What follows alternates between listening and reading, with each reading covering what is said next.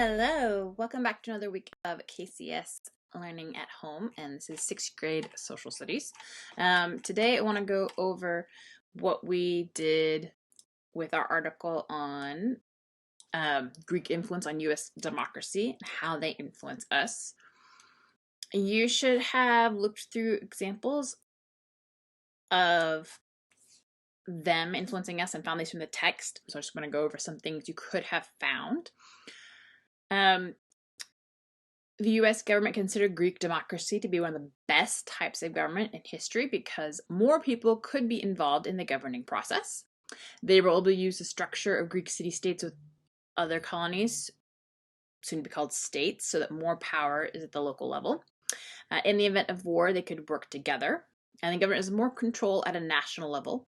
And the Greeks created a rule of law that was listed in a written document that we call a constitution. So the big things we get out of them: we started as the 13 colonies. After Greek colonies, all of our colonies had power. Then they became the states. And then they have the federal government, the national level, has a little bit more power than the states. And we write a written constitution. Next, explain how the modern states were modeled after Greek city-states. You should have found the original 13 colonies became the first states. They had the power to rule themselves at the local level, like the Greek city-states did. However, when needed, they could band together to benefit the whole nation. Don't forget, if at any point you need to pause this video and more slowly read over the answers, you're welcome to do so. Number 3, describe the concept of rule of law by the Greeks. This is the concept used today in the United States. The idea of rule of law came from Aristotle's concept of natural law and that the government should be guided from it. In the US, rule of law means that rules are equally enforced and judged, and all people, including the government, are held accountable. It's okay if your words vary a little bit from what we say. You should have those basic ideas that came straight from our text in what you wrote down. Number 4, how does a constitution benefit a society and its citizens? A constitution benefits a society by ensuring, that means making sure, that the same set of laws are followed. It also establishes a justice system. For example, in the U.S. Constitution, the government structure and system of checks and balances is set up, as well as a list of rights for all citizens. It is helpful to have a constitution so that you know what the laws are, like we've talked about with Hammurabi's Code.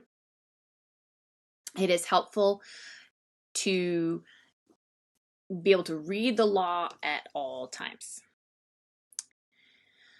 Number 5, in your own words, so it's going to have a lot of opinions, so your words might look really different from what we have, and that's okay. What influence did the ancient Greeks have on the development of the U.S. democracy? Some things you could have said. You could have talked about the Greeks invented democracy. You could have talked about how the Greeks created the concept of the Constitution and a voting system. You could have talked about how we believe in natural law and that all citizens are equal under the law. Any one of those is fine, because it's about you and your opinion. All right, Venn diagram. How do they compare? I'm sorry I wasn't able to get the nice pretty circles when we compare these. So you should have had in your circle on the left-hand side, where it says direct democracy, means all citizens participate in making laws. That every citizen votes on every law. That would be like your parents going to Washington, D.C. every single month to vote on each law. We don't do that. We are C, a representative democracy, where citizens elect representatives like Congressman Burchett, like Senator Marsha Blackburn, like Lamar Alexander. They represent us to make laws. Things that both kinds of democracy have: only citizens are allowed to vote. You can't vote on American laws if you are from another country. Only a certain group of people are allowed to vote. You don't get to vote if you are not 18. It would give a voice to their people and would make all citizens equal under the law.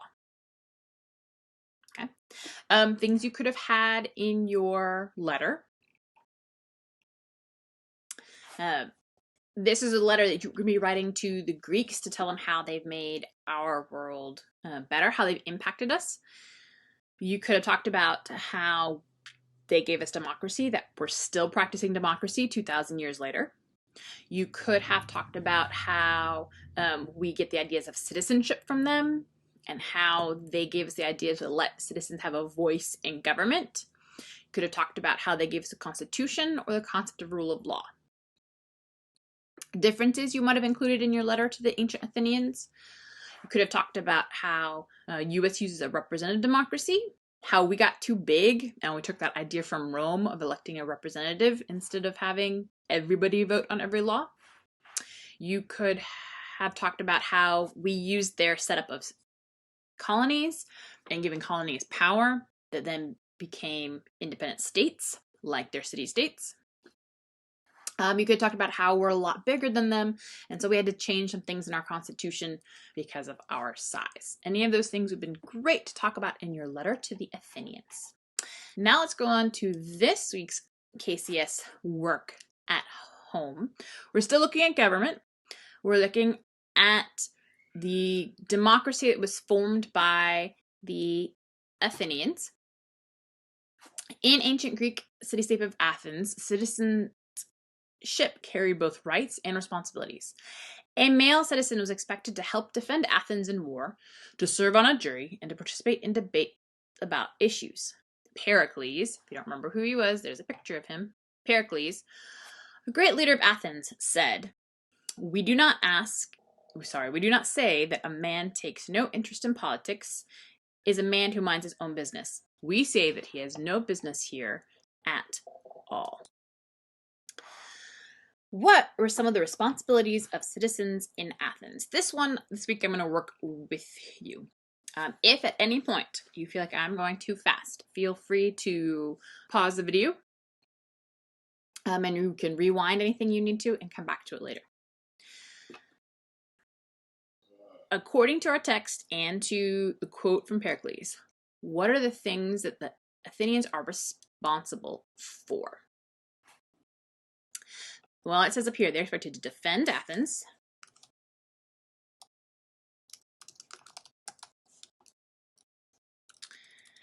my brain can't talk and type at the same time. Sorry. If you were in my classroom, you would see this of me every day. Defend Athens, serve on a jury,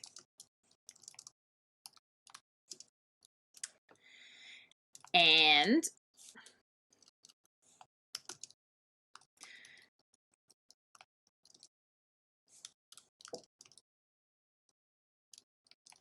participate in debates about issues.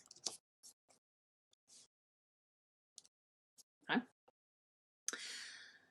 Number 2, what did Pericles think about citizens who did not participate in politics? What words lead you to think this? From his direct quote, it says, we do not say that a man who takes no interest in politics is a man who minds his own business. We say that he has no business here at all. What that's meaning is if you don't participate in the politics, if you don't participate in democracy, if you don't do your job as a citizen in Athens, it's that you don't belong in Athens. And you don't get to be a part of life in Athens if you're not going to do your part to be part of Athens. Not that you're just going about your own way and minding your own business and just keeping to yourself, like you don't belong in Athens. Well, he says, I'm going to make this a little bolder to make it easier for y'all to read. He believes that a person who does not participate in the government does not belong in Athens. And we get that proof because it says he has no business here at all.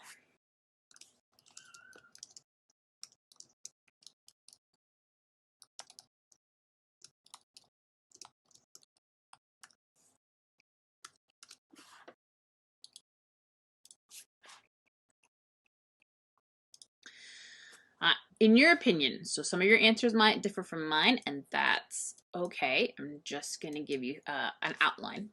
In your opinion, do you think that Pericles would approve of our representative democracy today? So things you could say, based on this text, our job is to participate in government. You'd say, yes, because everyone has the opportunity to be involved in government decisions.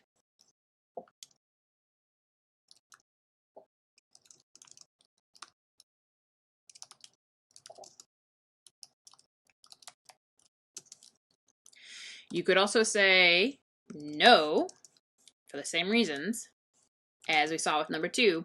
No, he would not approve because not everyone takes advantage of their ability to go and vote. That people choose to not participate in government, and according to what our text says, they would have no business here at all, so he would not approve of that. Because not everyone takes advantage of their right to vote. So it is your opinion. You could use either of those sentences to back up your opinion. You could find some different reasoning. It depends on what part of the issue that you are looking at. Thanks for your participation in our social studies work. Next week, our review will be on other parts of Greece. Hope you've had fun. Stay safe. Miss you all. Bye.